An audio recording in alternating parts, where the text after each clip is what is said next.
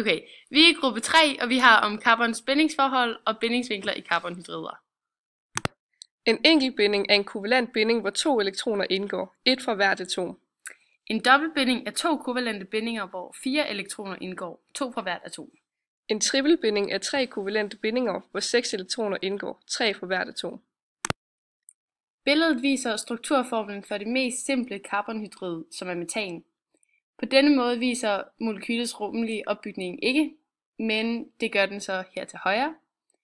Den rumlige opbygning kan vises på 2 måder. B er dog ustabil, fordi H-atomerne sidder over for hinanden, hvor A er stabil.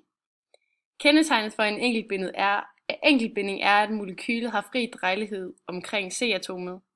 Alle enkeltbindinger har en tetraopbygning og dermed en vinkel på ca. 109 grader.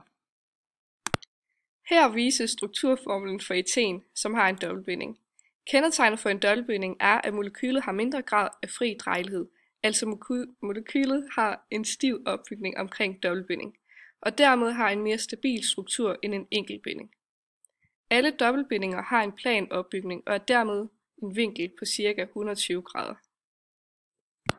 Her vises strukturformlen for etyn, som har en trippelbinding. Kendetegnet for en trippelbinding er, at molekylet har ingen drejelighed.